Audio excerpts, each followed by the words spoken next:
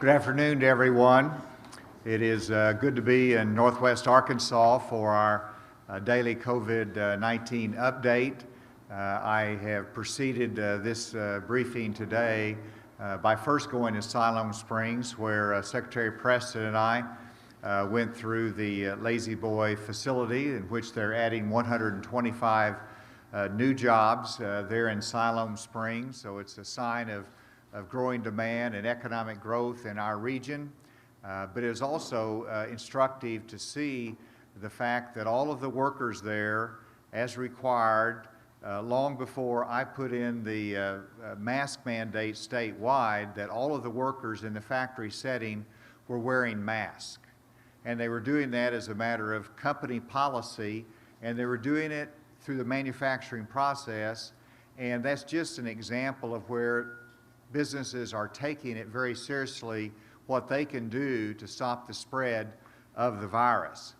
We came here to Washington Regional Medical Center, and I want to thank Larry Shackelford for his hosting the community here.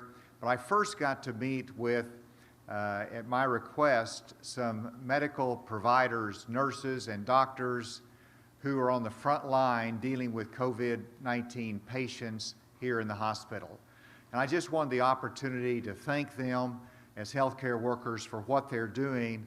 And I just want everybody to know that I could see a lot of exhaustion and stress on their face. And the stress of dealing with very seriously ill patients, watching some of them pass away in very lonely circumstances, it takes a toll on you emotionally. And I just wanted to thank them for what they're doing to save lives and the difference they're making.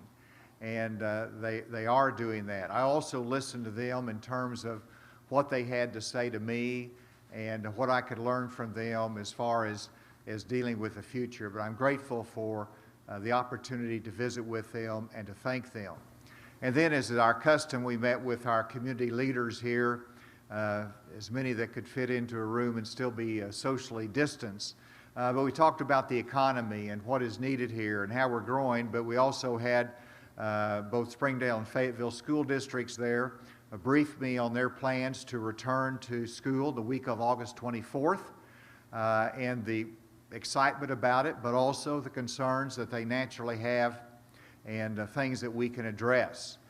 We also visited, of course, with our hospital administrators and learned a little bit about their cases and what they're dealing with and the pressure that might be on them and how we can help.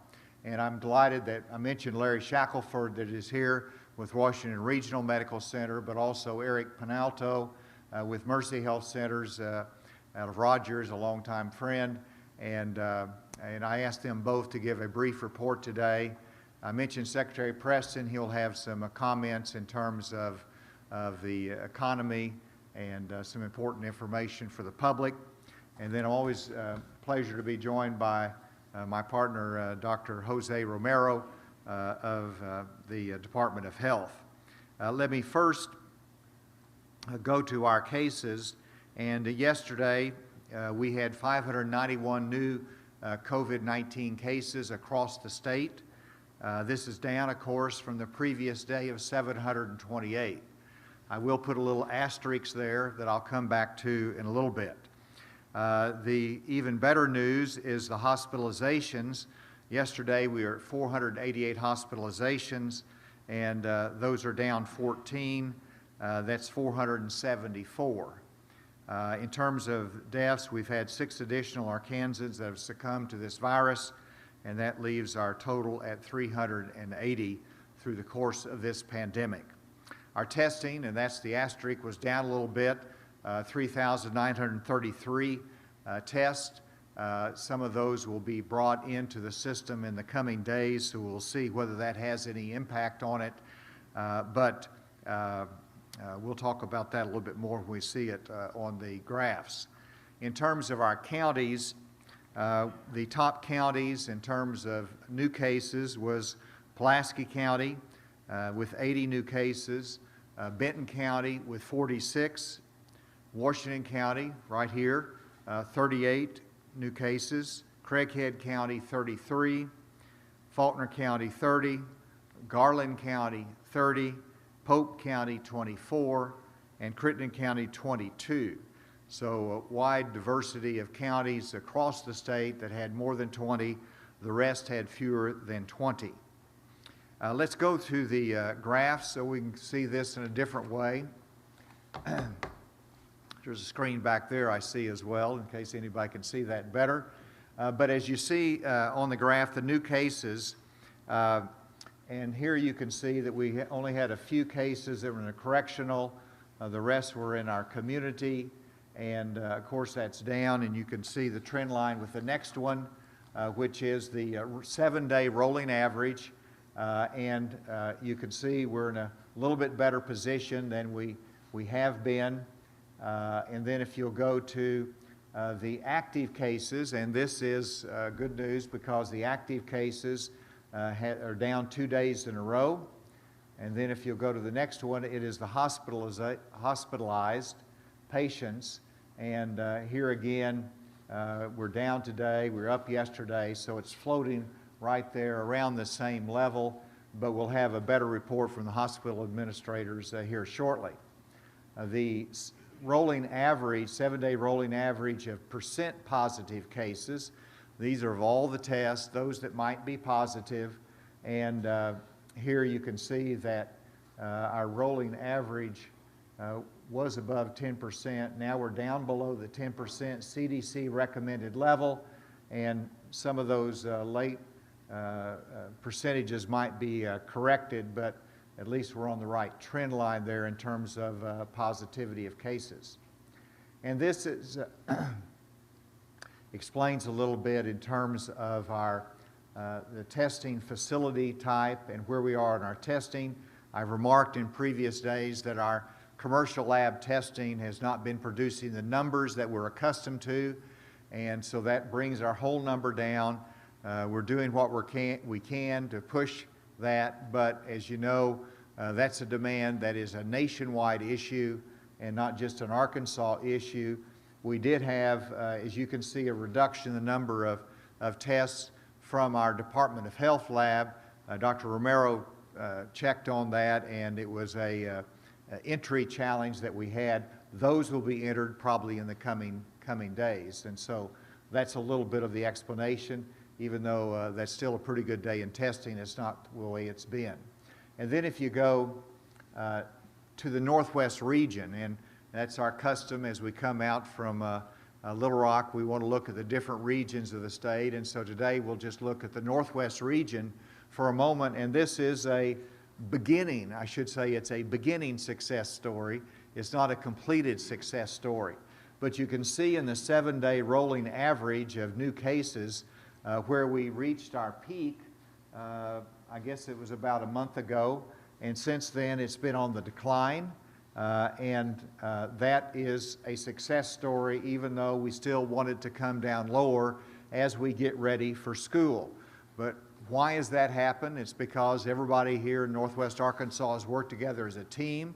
We've worn masks, we have done our contact tracing, we've done our social discipline, we understand what's at risk, and so everybody took it seriously and is trying to get the job done. And so let's continue down that path. And then continuing on in the Northwest region, the other part of the success story is in our hospitalizations. And here we were very, very worried because I've talked to the hospital administrators, and they were being kind, but they said it's tight. I asked about the capacity, and they said, well, it's tight, or we're close. And we were close, but we've seen that decline, which means we have additional hospital space that's available. That's good news. And then this is by all the regions of the state, and you know, I caution you not to take the last dip too comforting, because we have had a decline in our testing capacity that might impact that some.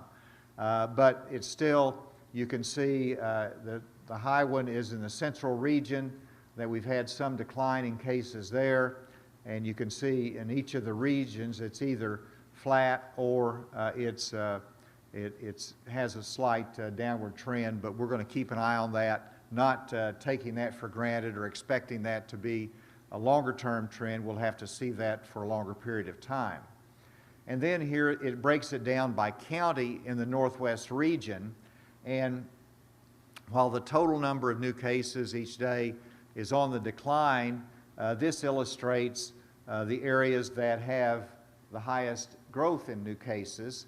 And so if you start with Baxter County, which we were there, they've had this is in percentage, and so they had very few cases, so it's easy to get to a 35% increase if you start with a very small number of cases. But they've had a growth. Benton County, you can see, has reduced their growth. You've got Boone County, which is a new county, and those are small numbers, high level of growth. And so the other one over there is Polk County, you can see, as well as Newton County, and those would be small numbers, except Polk County is one that has had a consistent, steady growth that we want to watch more closely. I think that concludes those, and with that, let me ask Dr. Romero to come and make his comments, and then I'll introduce the administrators. Thank you, Governor, Drs. Shackelford and Alto. So I'm just going to add a little bit more depth to what the Governor has already provided, and also then provide some county-specific data. So of the 591 new cases, 584 were community cases and 7 were correctional cases. Yesterday we were asked about where the correctional cases increase had come from. It comes from the Ouachita facility. Hospitalized individuals, as mentioned, has decreased, and so have individuals on ventilators. We are down 3, so at 107 individuals. We've had 6 additional deaths for 380, and to date we have 27,990 Arkansans that have recovered. Our active cases at the moment are 6,876. This is comprised of 140 nursing home patients, 916 correctional cases, and 5,820 community cases. Our total number of Arkansas cases are 35,240. The testing data has been provided. Just let me say that our percent positivity for the last tranche of data was 5.8%, but the Governor has explained the difficulties that we had with regard to that. So turning specifically to data from Washington County, the overall percent positive rate here in the county is 22%. We have an unusual distribution of our cases here, unusual in that it's not following the national trend, in that most of our cases, that is 72% of our cases, are in individuals that are 44 years and under, which actually points to the fact that these are individuals that are engaged in work and are acquiring the disease in the community or possibly spreading it at their work sites. Interestingly, and we've noticed this in a number of counties here in Arkansas, we have a higher rate of children that are infected. And in our county here, we have 17.9% of the cases in children. The national trend is about 2 to 3%. And again, this represents most likely spread within tight-knit family units. Lastly, let me say that a little more than 11% of the deaths reported in our state have come from this area, from this county, 39 deaths. And approximately 60% are in the Marshallese population for a number of 23 cases. So I'll end it there and turn it back over to the Governor. Let me thank again Larry Shackelford for hosting us today at Washington Regional Medical Center. Larry, why don't you give the report, followed by Eric Penalto. Okay, Governor, thank you. Thank you to your team. I believe this is the 3rd trip to Northwest Arkansas that you all have made since this pandemic began. I am very pleased to be here on behalf of Washington Regional, and really on behalf of those frontline healthcare workers. So thankful, Governor, that you took the time and met with them, that they are tired. This has has been an ongoing battle, and those frontline healthcare workers are out there every day making a difference, taking care of our patients. I want to also thank your team, Arkansas Department of Health, for the support. I think the Arkansas hospitals are very pleased with support, and thank you for that. On behalf of Washington Regional, we are thankful that we have National Guard workers here on site. They are here and helping us in our call center. We have been able this week to return 8 nurses to direct patient care. We understand they're going to be here for a time, for 30 days. Our hope during that 30 days is we'll in fact see hospital volumes decrease, and then we'll be able to pick that up from that standpoint. Just to give you an idea, our call center in the first 15 days of July managed 15,825 phone calls. So that is a really big task. As the governor mentioned, we saw about a week and a half ago a spike. We had over 40 positive COVID patients in our hospital. Of those, 16 were on vents. In addition, we have seen a high number of ICU patients. And I'm pleased, as the governor mentioned, is we have been able to meet that. We've been able to continue to do our core business and take care of those COVID patients as well. So our trends this week are better. As we have seen the number of positives in Washington County decrease, what we believe we're beginning to see now is a decrease of those sick patients that are coming. So with that, thank you, and I'll let Mr. Penalto provide an update.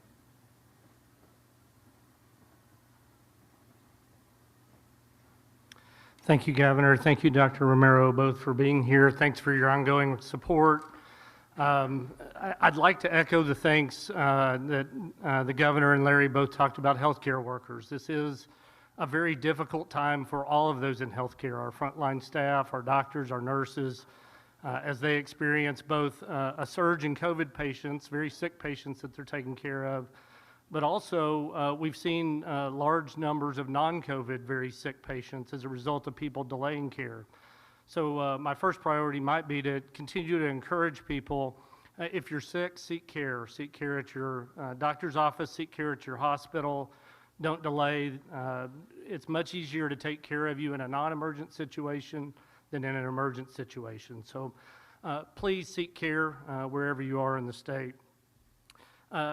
Also, we're encouraged at Mercy to start to see our numbers come down.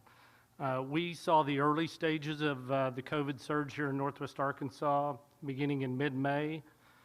It increased pretty much until about 2 weeks ago, where we peaked at 45 COVID patients in our hospital. Since that time, we've seen the numbers come back down to the mid-20s, and we're very excited about that. I think we saw a peak in Northwest Arkansas of 120 hospitalizations among all the hospitals, and that number's come down quite a bit as the governor's numbers showed. Another thing, I would like to thank all of the healthcare systems in Northwest Arkansas for the collaboration. It's allowed us to continue to keep patients in Northwest Arkansas, take care of them for both COVID and non-COVID. So special thanks to Larry and to Denton Park at Northwest Medical Center. We've been able to manage safely and effectively the care here in Northwest Arkansas. So Governor, I'll turn it back to you.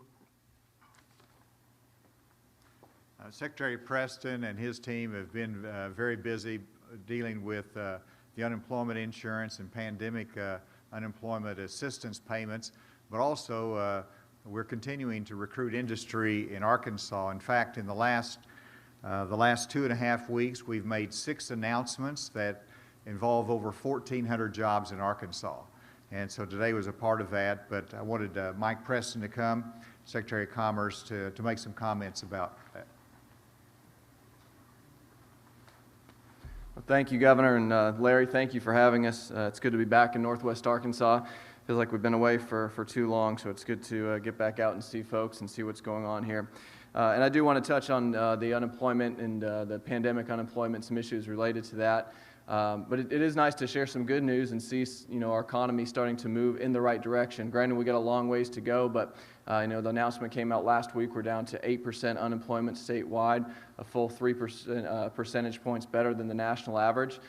Never thought in February we'd be saying 8% unemployment was good when we're sitting at 3.5% unemployment. So we do have some work to do, but these announcements certainly help. And I do want to give credit to the Economic Recovery Task Force that the governor put together.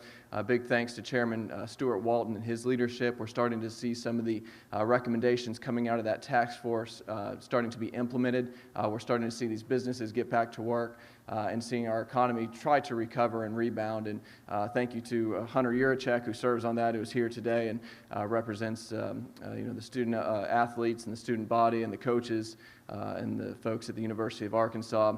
Brings the perspective from that to our task force and good conversation about what's going on campus there. And that's a big part, and we're looking forward to what's coming there. So as the governor mentioned, we've been able to start getting back to proactive recruitment and working with our industries in the state to help them expand. Just to highlight a couple of those announcements, last week we had the big announcement in Little Rock at the port, 1,000 jobs associated with a new Amazon distribution facility. In Fordyce, Arkansas, 31 jobs with the company Signode in manufacturing. Gerber and Fort Smith announced another 50 new jobs at their facility, along with a $30 million investment. Just yesterday, a company called SCA Pharma in Little Rock announced a 180 job expansion with a $10 million investment. As the governor mentioned, we spent the morning over at Lazy Boar in Siloam Springs, where they're adding an additional shift that'll bring them up an additional 125 employees. And then down in South Arkansas in Crossett, a company called Synergy Cargo. So you can see this is across the board in industry, across the board in the state, regionally. That's good news. Almost 1,500 jobs, as the governor said. We're heading in the right direction, but again, still much more work to do. But I appreciate all the team at the Department of Commerce who's worked so hard to bring those in, and our local economic development partners. And I know Steve Clark is here representing the Fayetteville Chamber and their partnership. So appreciate all them and the continued efforts that they're doing to support their businesses. Related to the unemployment insurance, I just wanted to mention that we still see the numbers continuing to trend down in the right direction. We're at about 92,000 continued claims this week. We've seen that drop every week since, I guess we reached the peak about May 9th at 122,000 continued claims. I do want to highlight and point out at the end of the week ending July 25th, which would be the end of this week, is the last week for the pandemic unemployment compensation. That's the additional $600 that the federal government made available via the CARES Act to those on unemployment and on the pandemic unemployment assistance. So right now that is set to expire.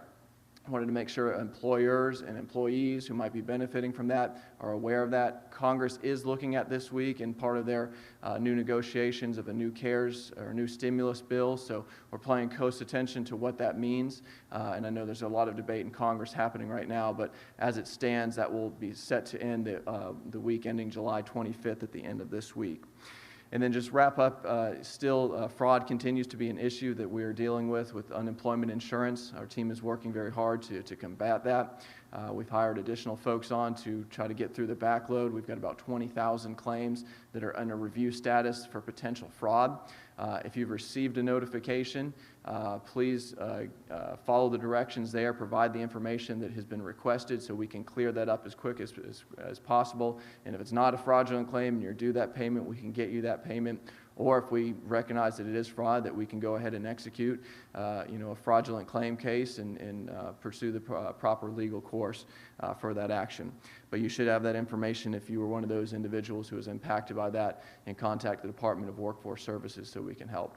Governor, thank you. I'll turn it back over to you. Thank you, and with that, we'll take questions. Yes. First and foremost, you mentioned some of the death numbers earlier. The latest reports from Washington County and Benton County coroners is saying that it's 57 deaths in Washington County and 67 in Benton County. I know that we've talked about the lag, but this would indicate a pretty significant lag. What seems to be the problem in communication between them and the ADH? Are you saying there's a discrepancy in the numbers between what they're reporting and what the Department of Health is reporting? Yes, sir. Yeah, I think that there would be a lag. I'll ask Dr. Romero to comment on that from a Department of Health standpoint. But, you know, whenever the coroner or the death certificate is filled out, it has to be filed, it has to be put into the Department of Health system. Sometimes there's a delay in that. But with that, Dr. Romero, do you have anything to add? So there is clearly a lag. We're still experiencing it. I'm still getting calls from hospitals reporting deaths that have occurred more than 72 hours prior to the day they're calling me. So there isn't yet a seamless way of transmitting all this information to us. We are behind. We know that there is a discrepancy in there. And I think that delay explains a lot of it. Just to follow up with that while you're up there, Dr. Romero, I know that fax machines are being used from the ADH in this communication here, and one of the coroners asked if email could be used to distribute some of this information, specifically with post-mortem cases. Is that even a possibility to use email?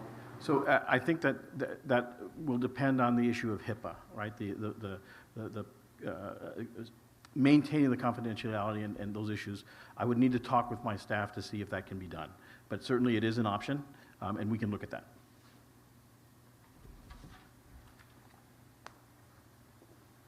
Yes.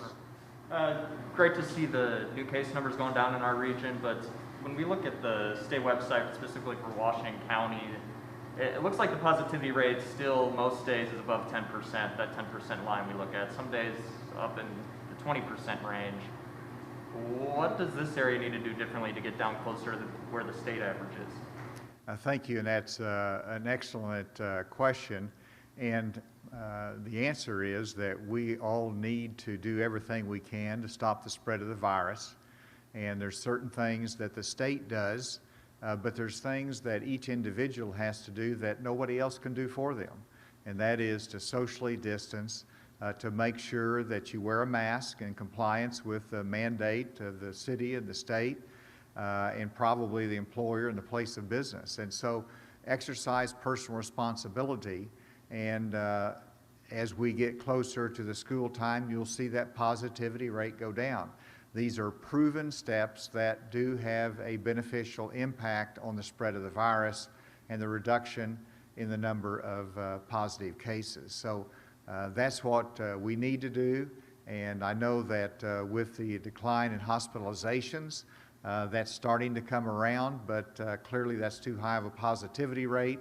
And we want to get that down so people will feel safer that it's a good environment to, whether it's to go to school or whether it's to go to work or whether it's to go to the grocery store. And that's what we want to see done. Yes? How many of today's 591 announced new cases went into the 5.8% positivity rate? Because if we just did the math, we get a 15% positivity rate. So we're not including all of today's new cases. So how many of today's new cases actually went into today's positivity number? And I don't have the answer to that. Dr. Romero, can you shed any light on that? I can attempt to. Okay.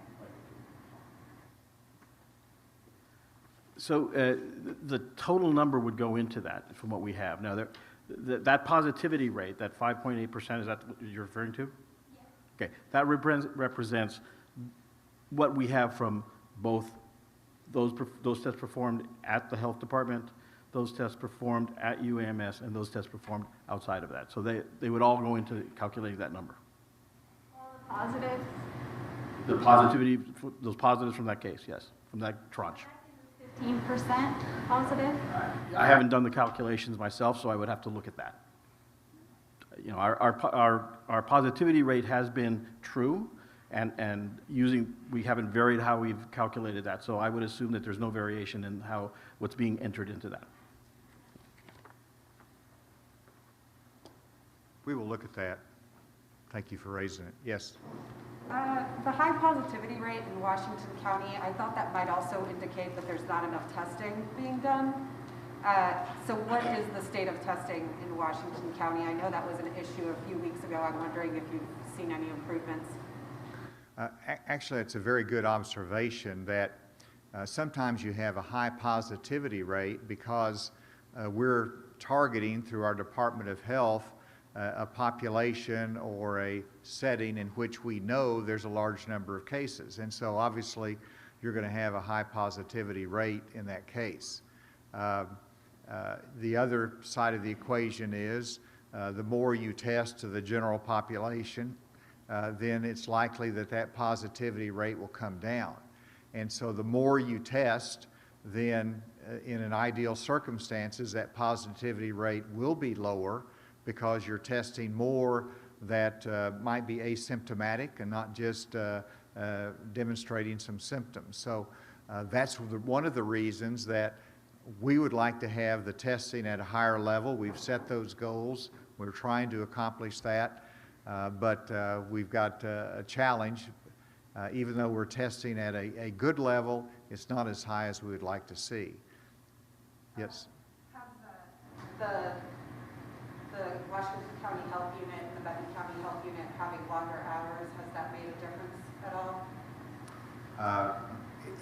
It has made a difference in terms of taking some pressure off of Washington Regional Medical Center that everybody was going to, that took their staff away from patient care in some circumstances. So we tried to move it more to the health units so that it would put the burden on the public health laboratories. We expanded the hours, and I think that has relieved some pressure.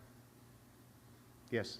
At the end of March, we had projections that showed Arkansas's peak for hospitalizations and total numbers in midsummer at some time around June.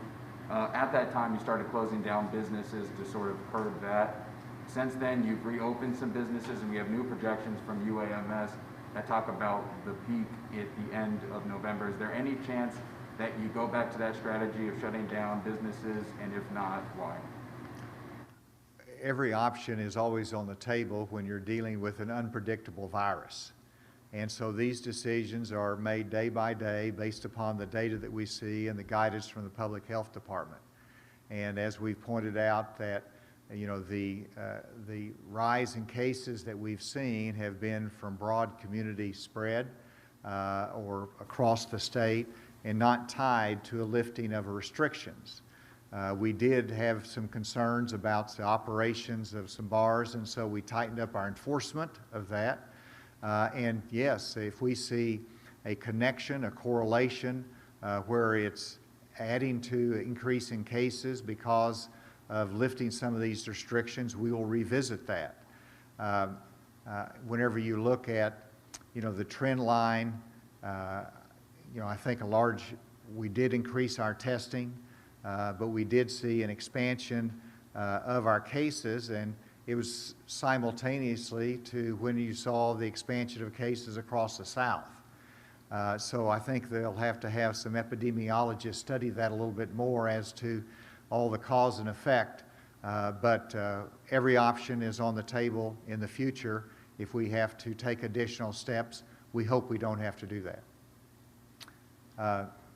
We'll take a couple here, then we'll go remotely. Yes. So Dr. Romero just a little bit ago talked about how there could be some indications that this is spreading at work for some people. Looking at the poultry plants, I know there's been a lot of praise for the administrations of these places, but even looking at the CDC report that came out, I think many of the workers have a different opinion. There have been plenty of reports of folks who tested positive and then had to return to work within 3 to 5 days. There's a viral story going on Twitter right now for 3 days. What goes into making sure that folks are safely able to return to work and still have quarantine period if they're working in poultry plants? Well, if they test positive, then they're supposed to isolate or quarantine for 14 days in accordance with the public health guidelines. And, you know, my experience with industry is that's exactly the guidelines that they are following. I've visited with both sides of the equation, and whenever you look at one industry and they have a COVID coordinator that does the education in the workplace, when they do the testing that's in there, they've taken those steps and measures. I think they've made progress, but the challenge is not just the workplace, but it's also where they live, how they live together in a community and where they go to the grocery store and where they wear a mask. And so it's an education, not just the workplace, but it's an education for life. And so that's what we all need to be engaged with as a community. And we are taking very seriously the CDC recommendations and asking for a more intensive effort and funding a more intensive effort with those populations. One here, then we'll go remotely. Thank you. You mentioned talking to the nurses and how much stress you saw on their faces. Assuming this pandemic isn't going anywhere for a while, what can be done to help these nurses, to give them more resources, to help them out so that stress doesn't begin to take a worse toll on them? Well, that's a question I've asked them with as well. And you know, I know the hospital is recruiting new nurses. New nurses need to come into the profession. They're hiring new nurses so that we can give breaks to those that have been engaged in this for a number of months. One nurse came on board, I think it was a month and a half ago. So not the beginning of the pandemic, but in the middle of it. And so I'll invite Larry if he has any additional comment, but I think that's the strategy is, one, let's relieve the burden of the number of cases they're having to deal with. And secondly, we need more in the profession to give them the breaks that they need. One of the reasons we brought the National Guard in to relieve some of the pressure, to allow them to do some of the direct work with the patients. Let's go remotely. Yeah, Governor, this is Andrew with AP. Had a couple questions for you. Wanted to see just generally on the UAMS modeling, wanted to see if you had a just comment on their latest modeling, and also want to see how much is that model impacting your decision to go forward with schools reopening late next month. And the second question I had was just following up on that statement yesterday from the Arkansas chapter of the American Academy of Pediatrics. Want to see if you've had a chance to take a closer look at that statement, if you had any response to some of their recommendations, including the more stringent masking requirements for K through 12, clearer guidance on social distancing, and some of the funding proposals in there. Well, Andrew, in terms of the Academy of Pediatric Physicians, I have read the report, and as I read the report, I saw that a number of the things we have implemented, we have addressed. Others are ones that need to be discussed and see if they should be addressed. So it was a very thoughtful letter. I've reviewed it, and we're going to take those suggestions and see which ones should be implemented. In terms of the mask requirement, we have, if their suggestion is that we should have a mandate for all the children in the school at all hours that they should wear a mask, I don't think that's a good idea, because if you have a class of 28 students and you put them in the gymnasium so they can socially distance adequately, then and there's a more than adequate space from the teacher, then they're getting a break from wearing a mask right in the middle of the day. I don't think that's the decision we ought to make in Little Rock. I think there ought to be some flexibility for the social distancing and the environment that the students are in. So some schools have made that mandate. Others are looking at some of the social distancing requirements, but I think there has to be some flexibility there. We will continue to look at it, but I talked to the school administrators today, and I think they understand the need for having some local flexibility on that point. There was one second part to your question, Andrew. What was it? Yeah, thank you. And the first part of it was just your response to the latest UAMS modeling, and wanted to get an idea of how much influence is that having as you're looking at schools reopening late next month, your decision to go forward with that. You know, we pay attention to every piece of data and guidance that we can get, and that's one information, that's one model. I mean, there's multiple national models, and it's a moving target. When they first started, well, not first started it, but the model before the last, it was an August 30th peak that went to October, and now it's in mid-November. And so it's totally shifted. I don't know exactly what changed that, but I presume it was the fact that we flattened our cases, and so they extended that out. And so it's information. You know, we pay attention to it, but we also realize that they changed the model based upon the current data, and that current data is how we're making decisions as well. And you know, we have the masking mandate in place that the UAMS modelers pointed out could start having an impact in 2 weeks from Monday. It could have an impact sooner than that. And so that'll change their model as well. So they're going to change their model, and we're going to continue to use data to make decisions. One other question remotely. Yes, Governor Mike McNeil at MagnoliaReporter.com. Governor, there's a high possibility that many school districts will operate with split schedules this fall, with only half of the students attending on certain days. Is any provision or state funding being considered to assist working parents in securing childcare on the days when their students are not in school? Well, that's why we need in-classroom instruction. We need to have a school that's meeting. It provides a wholesome atmosphere for the students. It's a safe environment for them. We obviously need to have it safe for the teachers, but that's our goal, because whenever you start moving to you know, a virtual environment, then every working parent has to scramble around for somebody to watch the child. If they're doing virtual at home, many times it takes a parent to help to guide the young child in that as well. And so the ideal is the in-classroom instruction. We recognize there's going to have to be shifts from time to time to a blended environment to utilize online services as well. We don't have a one-size-fits-all at the state level. We do provide some flexibility with some very specific guidelines, and I've heard some people make a comment that, well, there's got to be a state plan in place before we start school. Well, there is a state plan in place, and that state plan involves some local flexibility with some very serious guidelines from the state. And so I think that's the right model.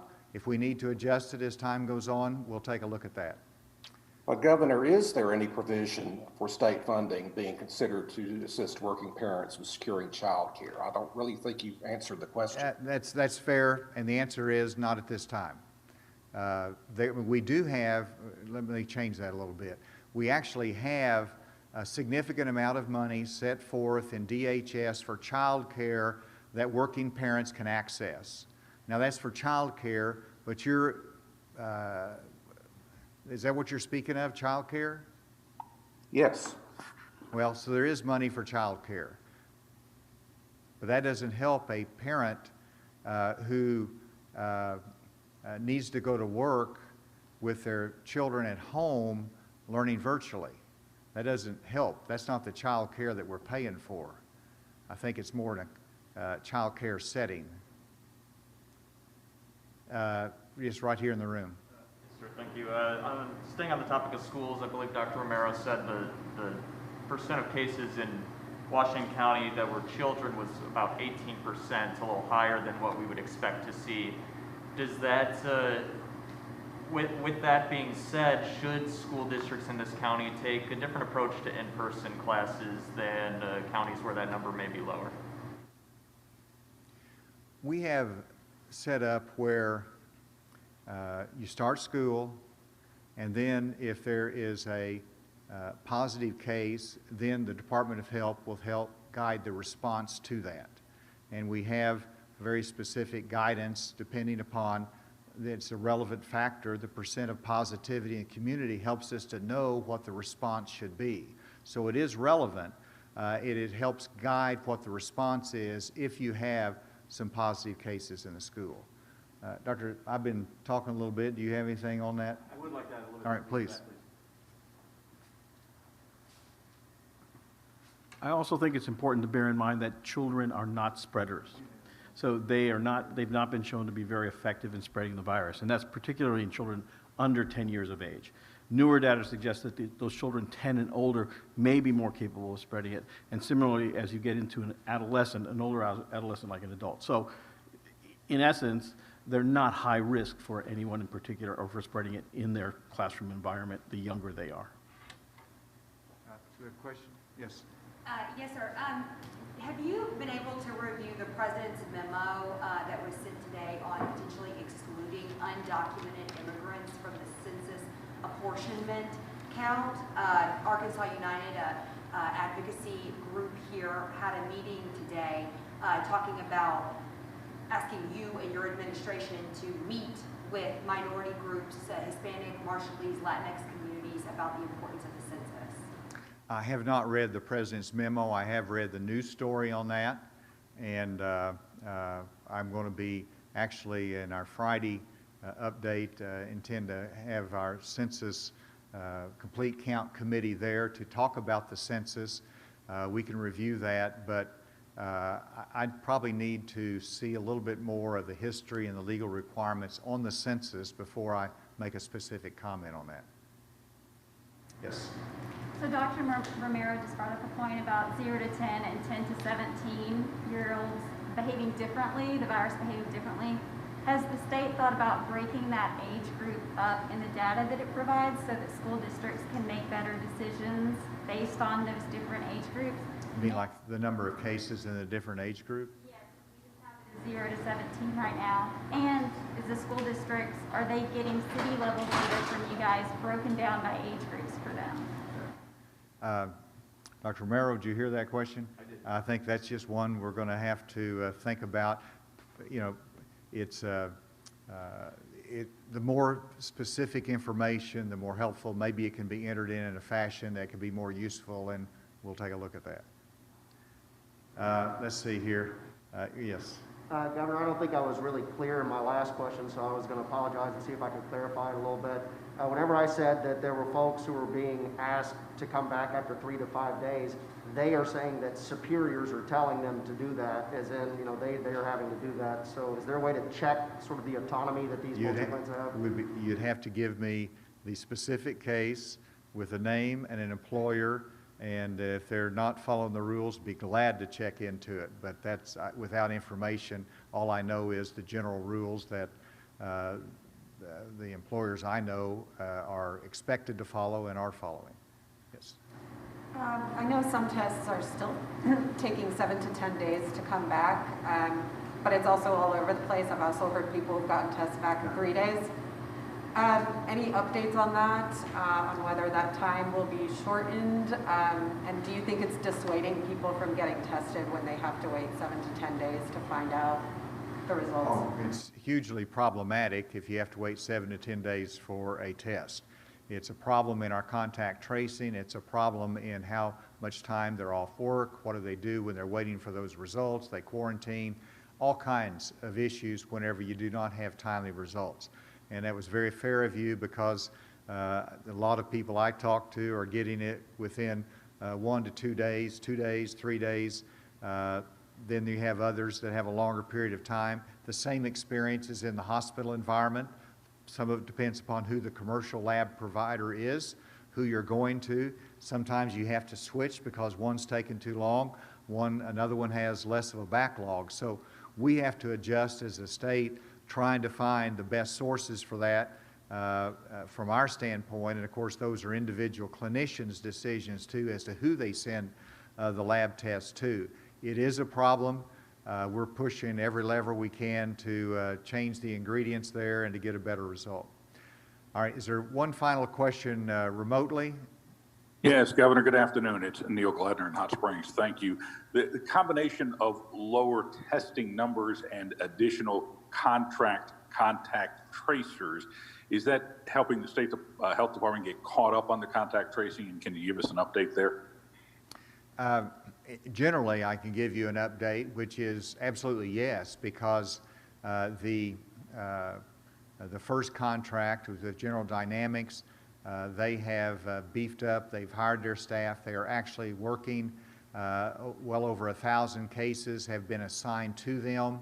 And then, as soon as we have legislative approval, the second contract can be initiated, and they'll be brought on board very quickly as well. So yes, there is relief there. That's all the level of specificity that I can give you. One last question. We've heard that UAMS has moved some of their programs to online only, specifically their pharmacy program. Is that the case? That they've moved some of their programs to online only. I couldn't make a comment on that. It certainly makes sense in this environment, but I don't have any comment there. All right. With that, thank you very much for allowing us to be here in Northwest Arkansas today, and y'all have a great day. Thank you.